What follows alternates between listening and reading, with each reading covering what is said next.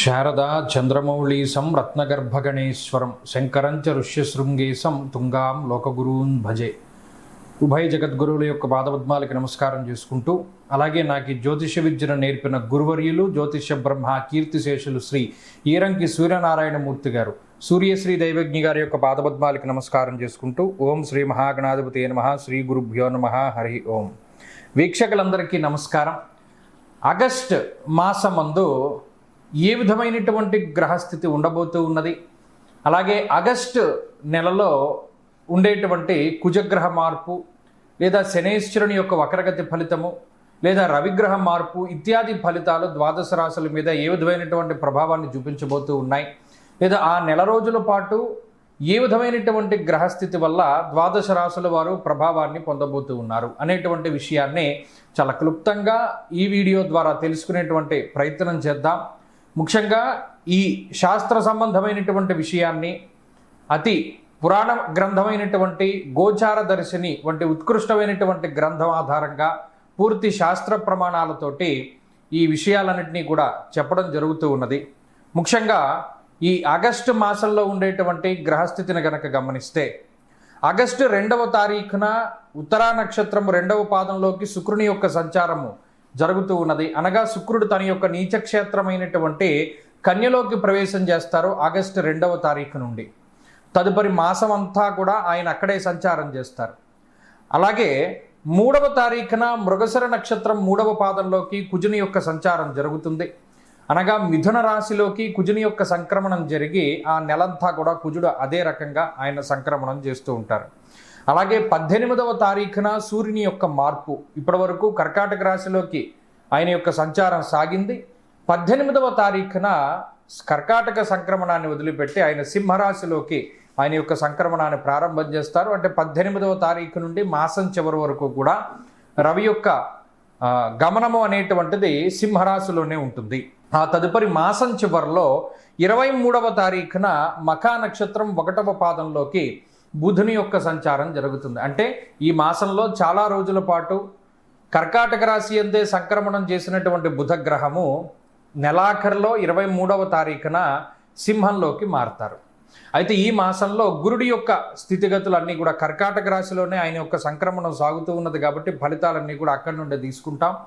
అలాగే శనేశ్వరుని యొక్క స్థితి వక్రగతిలో ఉన్నది. ఆయన మీనరాశి యందు వక్రించి సంచారం చేస్తూ ఉన్నారు. ఆ ఫలితాలను దృష్టిలో పెట్టుకోవాలి. కుంభరాశి యందు రాహు ఉన్నారు. అలాగే సింహమందు కేతుగ్రహం ఉన్నటువంటి పరిస్థితుల్లో ద్వాదశ రాశులపైన ఈ గ్రహస్థితి ఆగస్టు మాసమందు ఏ విధంగా ప్రభావాన్ని చూపించబోతూ ఉన్నది. మరీ ముఖ్యమైనటువంటి విషయం, ఆగస్టు మాసంలో మనకి అనగా భారతదేశానికి ప్రత్యేకించి కనబడేటువంటి గ్రహణములు కానీ లేదా మరి ఏ ఇతరమైనటువంటి దుర్నిమిత్తములు కూడా కనబడడం లేదు. కావున ఎటువంటి గ్రహణ నియమాలు కూడా మనం పాటించవలసినటువంటి అవసరం లేదు. ఈ విషయాలను కూడా మనం దృష్టిలో పెట్టుకోవాలి. ఇక ఫలితాల విషయాన్ని మనం చూద్దాం. కన్యా రాశి వారికి ఈ మాసం చాలా అద్భుతమైనటువంటి మాసంగా చెప్పచ్చు. అన్ని గ్రహాలు కూడా లాభస్థానాన్ని పొందుతూ ఉన్నాయి. ముఖ్యంగా మనం సంకల్పాల్లో వాటిలో చెప్తాం, ఏమైనా గ్రహదోషాలు అవి ఉంటే అవి పోయి సమస్త గ్రహాణం శుభ ఏకాదశ స్థాన ఫలావాప్యర్థం, అంటే అన్ని గ్రహాల దోషాలు పోయి ఏకాదశ స్థాన స్థిత ఫలితాన్ని ఇవ్వాలి అనేటువంటి సంకల్పాన్ని ఎక్కువగా చెప్తూ ఉంటారు పండితులు. ఇప్పుడు మీకు అలా చెప్పనక్కర్లా, అన్ని గ్రహాలు అక్కడే ఉన్నాయి. రవి లాభస్థానంలో ఉన్నారు, గురుడు లాభస్థానంలో ఉన్నారు, బుధుడు లాభస్థానంలో ఉన్నారు, చంద్రుడు లాభస్థానంలో ఉంటారు. ఇలా గ్రహాలు ఎక్కువగా లాభంలో ఉన్నప్పుడు అర్ధంచ స్వకులాచార, గృహలాభ సుభోజనం, శుభ కార్యక్రమాలకి సంబంధించినటువంటి విషయాలు కానీ లేదా మంచి శుభవర్తమానాలు కానీ, ఉద్యోగంలో ప్రమోషన్ల దగ్గర నుండి ట్రాన్స్ఫర్ల దగ్గర నుండి ఏదైతే మీకు చెవులకి ఇంపుగా అబ్బా వింటే చెవులను అమృతం పోసేవరా అంటారే, అలాంటి మంచి మాటలే వినబడుతూ ఉంటాయి. అంటే మానసిక ప్రశాంతత అధికంగా ఉంటుంది, ఆర్థికపరమైనటువంటి ప్రయోజనం ఉంటుంది. జీవితంలో ఏం చేసినా ఆర్థిక ప్రయోజనం కలగడం అన్నది చాలా అదృష్టం. అది ఈ రాశి వారికి కలుగుతుంది. ఆఖరికి చివరాఖరికి ఎవరికైనా సాయం చేసినా కూడా వాడు డబ్బు ఇస్తూ ఉంటాడు. నాకు వద్దురా బాబు అని చెప్పినా కూడా వాడు డబ్బు చేతిలో పెడతాడు. ఇది ఈ మాసంలో ఎక్కువ కనబడుతూ ఉంటుంది. ఏది చేసినా డబ్బు వస్తూ ఉంటుంది, అది ఒక మంచి విషయము. తర్వాత ఆరోగ్యం బాగుంటుంది, కుటుంబ పరిస్థితులు బాగున్నాయి. ఇక ఇంకో విషయానికి వస్తే సప్తమ స్థానంలో ఉండేటువంటి శనీశ్వరుడు వక్రగతిన ఫలితాన్ని ఇవ్వడం, అది కూడా ఒక మంచి విషయంగానే చెప్పుకోవచ్చును.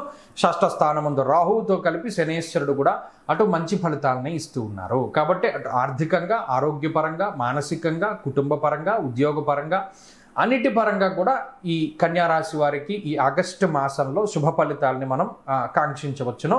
ప్రత్యేకమైనటువంటి దోషాదులు ఏమీ లేవు. శుక్రుడు కూడా ఈ మాసంలో అటు జన్మరాశి స్థిత గ్రహంగా ఆయన మంచి ఫలితాన్ని ఇస్తూ ఉన్నారు. నీచత్వం అనేటువంటిది గోచారంలో ఉండదు కాబట్టి ఆయన కూడా మంచి ఫలితాలని ఇచ్చి అటు ఆర్థికాభివృద్ధిని కలగజేస్తారు, అలాగే ఐశ్వర్యాన్ని ఆకర్షించగలుగుతారు. ఇక్కడ శుక్రుడు ఇంకో రకమైనటువంటి ఫలితాలను కూడా ఇస్తారు.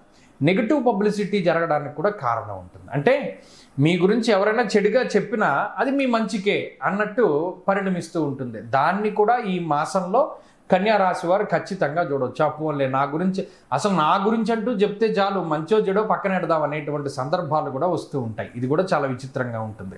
కాబట్టి కన్యా రాశి వారికి ఆగస్టు మాసంలో చాలా మంచి ఫలితాలని మనం ఆశించవచ్చును. మరింత శుభ ఫలితాలని పొందడానికై ఈ మాసంలో ప్రత్యేకించి ఏకాదశి నియమాన్ని ఆచరిస్తూ ఉండడం చాలా మంచిది. అంటే ఉభయ ఏకాదశి తిథుల్లోనూ చక్కగా ఉపవాసాది దీక్షలు చేయడము, విష్ణు సహస్రనామ స్తోత్ర పారాయణ చేయడము, ఏకాదశి తిథుల్లో చక్కగా ఎవరికైనా మంచి వారికి స్వయంపాక దానం ఇవ్వడం ద్వారా కూడా మంచి ఫలితాలు సంప్రాప్తం అవుతాయి.